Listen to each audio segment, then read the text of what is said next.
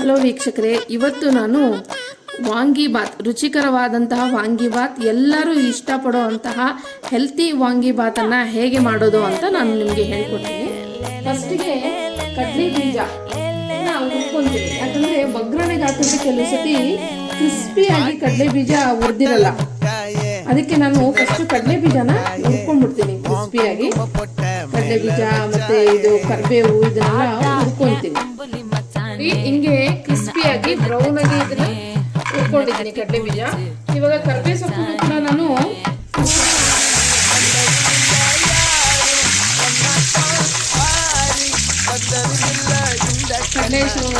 ಕರಿಬೇವು ಸೊಪ್ಪನ್ನ ಕೂಡ ನಾನು ಹುರ್ಕೊಂಡಿದ್ದೀನಿ. ಸೇಮ್ ಈಗ ನಾನು ವಾಂಗಿನ ವೀಕ್ಷಕರಿಗೆ ಇದಾಗ್ಬಿಡುತ್ತೆ, ತುಂಬಾ ಬೆಂದು ಗೊಜ್ಜಲ್ಲೆಲ್ಲ ಮಿಕ್ಸ್ ಆಗ್ಬಿಡುತ್ತೆ. ಆ ಥರ ಆಗ್ಬಾರ್ದು ಅಂದರೆ ಸಪ್ರೇಟಾಗಿ ಹುರ್ಕೊಳ್ಬೇಕು. ಅದು ಕಂಪ್ಲೀಟಾಗಿ ಹಿಡಿಯೋ ಸ್ವಲ್ಪ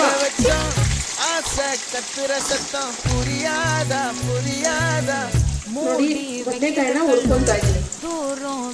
ಈ ತರ ಬದನೆಕಾಯಿ ಹುರ್ಕೊಂಡ್ರೆ ಇದು ಕ್ರಿಸ್ಪಿ ಆಗುತ್ತೆ. ಇದು ಮೆದುವಾಗಿ ಗೊಜ್ಜಲ್ಲೆಲ್ಲಾನು ಮಿಕ್ಸ್ ಆಗಲ್ಲ. ಕೆಲವರಿಗೆ ಬದನೆಕಾಯಿ ದಪ್ಪ ದಪ್ಪ ಹಂಗೆ ಸಿಗ್ತಾ ಇರುತ್ತೆ ಹಣ್ಣಲ್ಲಿ, ಆ ಥರ ಆಗೋದಿಲ್ಲ. ಇದನ್ನ ಹುರ್ಕೊಳ್ಬೇಕು. ಒಂದು 45% ಬದನೆಕಾಯಿನ ಹುರ್ಕೊಳ್ಬೇಕು. ನೋಡಿ ಇಷ್ಟು ಫ್ರೈ ಆಗಿದೆ.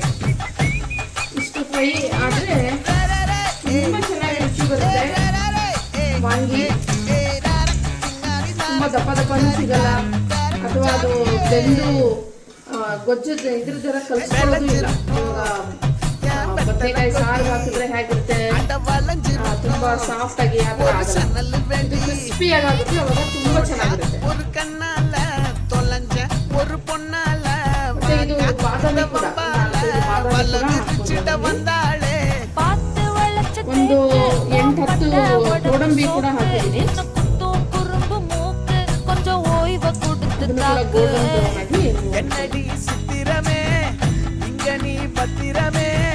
சொல்லடி கட்டளை எத்தனை நான் அங்குல பெற்றடமே தங்குற கட்டடமே ரத்தமே முத்தமே சாமியே கொட்டுன வரும் தித்திரனே ஒன்ன கண்டு வித்திரனே கொஞ்சம் கொஞ்சம் நினைச்சு போகிறேன் செஞ்சிரனே கிட்ட வந்து மிஞ்சிரனே உன்னை தொட்டு கொஞ்சிரனே என்னலுக்கு அழகி போகிறேன். ಲೈಟಾಗಿ ಗೋಲ್ಡನ್ ಬ್ರೌನ್ ಆಗ್ತಾ ಇದೆ ಅಂತ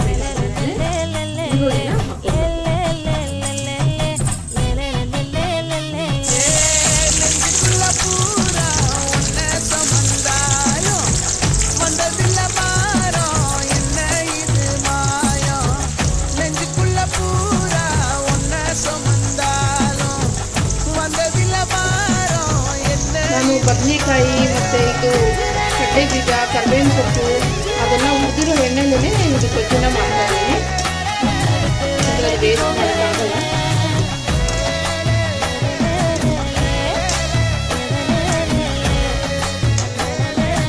ಸ್ವಲ್ಪ ಫ್ಲೇಮನ್ನು ಜಾಸ್ತಿ ಮಾಡಿ.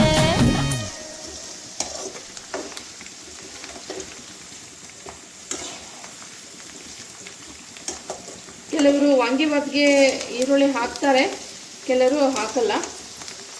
ಅದು ಅವರವರ ಇಷ್ಟ. ಇದಕ್ಕೆ ನಾನು ಮೆಂತ್ಯ ಸೊಪ್ಪನ್ನ ಹಾಕ್ತಾ ಇದ್ದೀನಿ.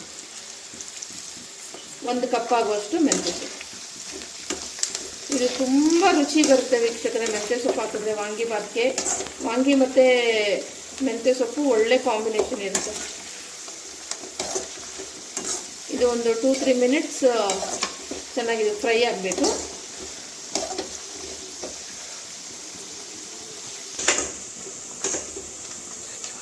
ನೋಡಿ ಇವಾಗ 1 ಕಪ್ಪು ಬಟಾಣಿನ ಹಾಕ್ತಾ ಇದ್ದೀನಿ. ಹಸಿ ಬಟಾಣಿ ತುಂಬ ಚೆನ್ನಾಗಿರುತ್ತೆ. ಹಸಿ ಬಟಾಣಿ ಸ್ವಲ್ಪ ಫ್ರೈ ಆಗಲಿ. ಇಲ್ಲಿ ನಾನು ಇದಕ್ಕೆ 1 ಸ್ಪೂನ್ ಉಪ್ಪನ್ನ ಹಾಕ್ತೀನಿ.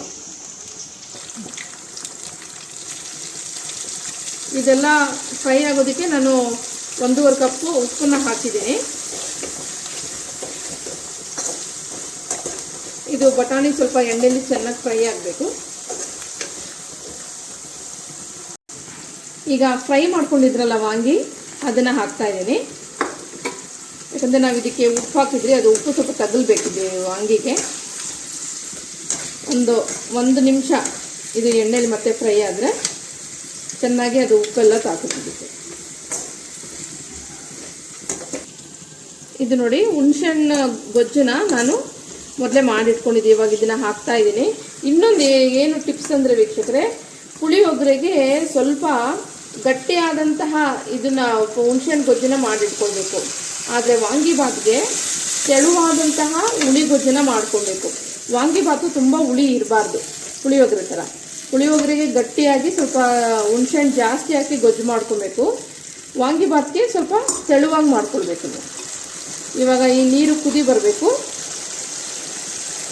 ಈ ಹುಣಸೆಹಣ್ಣು ನೀರಿಗೆ ಒಂಚೂರು ನಾನು ಉಪ್ಪು ಹಾಕ್ತಾ ಇದ್ದೀನಿ.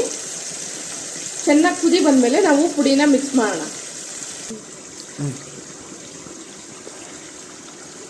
ವೀಕ್ಷಕರೇ, ನಾನು ಇವಾಗ ಅದು ಕುದಿ ಬಂದಿದೆ, ಹುಳಿ ಕುದಿ ಬಂದಿದೆ ನೋಡಿ.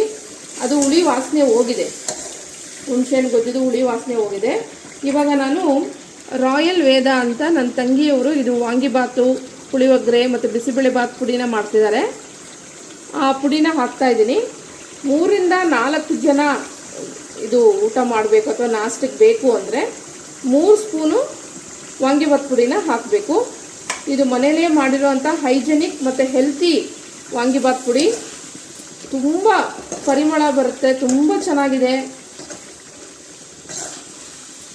ನಿಮಗೆ ಇದ್ರ ಲಿಂಕ್ ಬೇಕು ಅಂದರೆ ನಾನು ಲಿಂಕ್ನ ಕಳಿಸಿರ್ತೀನಿ ನಂದು ಇದರಲ್ಲಿ ಬಾಕ್ಸಲ್ಲಿ, ಕಮೆಂಟ್ ಬಾಕ್ಸಲ್ಲಿ ನಾನು ಇದ್ರ ಲಿಂಕ್ ಕಳಿಸಿರ್ತೀನಿ ವೀಕ್ಷಕರೇ.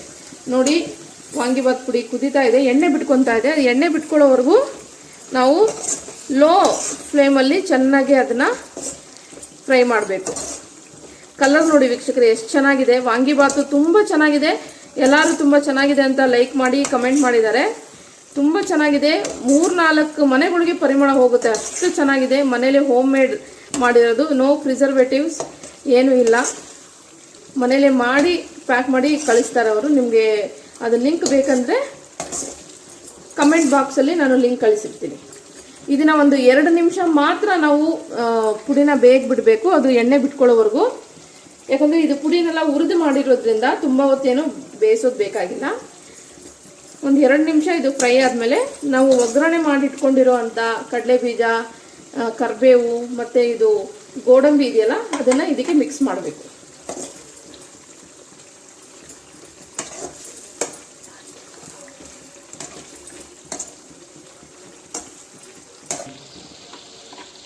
ಇದು ಗೊಜ್ಜು ರೆಡಿಯಾಗಿದೆ ವೀಕ್ಷಕರೇ. ಇವಾಗ ನೋಡಿ, ಇದು ನಾನು ಒಗ್ಗರಣೆಗೆ ಫ್ರೈ ಮಾಡಿ ಇಟ್ಕೊಂಡಿದ್ನಲ್ಲ, ಕರ್ಬೇವಿನ ಸೊಪ್ಪು, ಕಡಲೆ ಬೀಜ ಮತ್ತು ಇದು ಗೋಡಂಬಿ, ಇದನ್ನು ಇದ್ರ ಮೇಲೆ ಹಾಕ್ತಾ ಇದ್ದೀನಿ. ಈ ಥರ ಫ್ರೈ ಮಾಡಿಕೊಂಡು ನೀವು ಮಾಡಿದ್ರೆ ತುಂಬ ಚೆನ್ನಾಗಿರುತ್ತೆ, ಕ್ರಿಸ್ಪಿಯಾಗಿರುತ್ತೆ. ನೀವು ಅನ್ನಕ್ಕೆ ಗೊಜ್ಜು ಕಲಿಸ್ಕೊಂಡು ನೀವು ಸರ್ವ್ ಮಾಡಬೇಕಾದ್ರೆ ಅದು ಕರ್ಬೇವಿನ ಸೊಪ್ಪು ಕ್ರಿಸ್ಪಿಯಾಗಿ ಸಿಗುತ್ತಲ್ಲ ಅನ್ನದಲ್ಲಿ, ಅದು ತುಂಬ ಚೆನ್ನಾಗಿರುತ್ತೆ, ತುಂಬ ಟೇಸ್ಟಾಗಿರುತ್ತೆ. ಹಾಗೆ ಗೊಜ್ಜಲ್ಲಿ ಹಾಕಿ ಬೇಯಿಸೋದಕ್ಕಿಂತ ಹಿಂಗೆ ಫ್ರೈ ಮಾಡಿ ಹಾಕೋದು ತುಂಬ ಚೆನ್ನಾಗಿರುತ್ತೆ. ಲಾಸ್ಟಲ್ಲಿ ನೀವಿದು ಕೊತ್ತಂಬರಿ ಸೊಪ್ಪನ್ನು ಗಾರ್ನಿಷ್ ಮಾಡ್ಬೋದು. ಇದು ಗಾರ್ನಿಷ್ ಮಾಡಿ ಬಿಟ್ಬಿಡಿ. ಸೊ ಇದು ನಮ್ಮ ಹೆಲ್ತಿ ಟೇಸ್ಟಿ ಆದಂತಹ ವಾಂಗಿಬಾತ್. ನಿಮಗೆ ನನ್ನ ವಿಡಿಯೋ ಲೈಕ್ ಆದರೆ ಲೈಕ್ ಮಾಡಿ, ಶೇರ್ ಮಾಡಿ, ಸಬ್ಸ್ಕ್ರೈಬ್ ಮಾಡಿ ವೀಕ್ಷಕರೇ. ಮತ್ತೆ ನಾವು ಭೇಟಿಯಾಗೋಣ ಮುಂದಿನ ವಿಡಿಯೋದಲ್ಲಿ. ಥ್ಯಾಂಕ್ ಯು ವೀಕ್ಷಕರೇ.